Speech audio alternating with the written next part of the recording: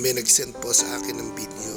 Ito po yung isa sa mga kaibigan na kasama nagtatanim ni Kuya Aw sa bukid. Isa po sa mga kakilala po natin doon sa kabukiran ng Hain.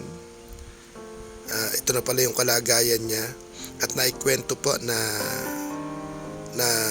ako daw po nagbibiyahe pagmamahal. I-try po natin sa next mission po ng biyahe pagmamahal. Ito po yung aking pupuntahan. Itong si Tabert po yung kanyang pangalan, isang Becky, at ayan yung kanyang ate na kasama niya sa bahay. Isa po itong Pipi naman po. Yun po yung kanilang bahay, pinakikita po nung nagpi-video.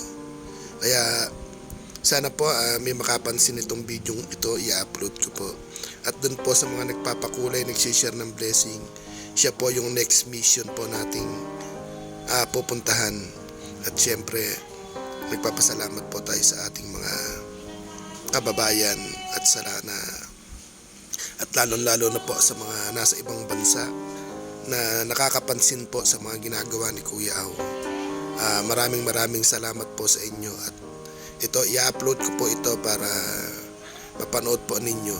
Kung sakaling makaipon po tayo ng dollar ulit at makasahod, siya po yung ating dadalawin, siya yung ating pupuntahan at siya po yung ating pasasayahin.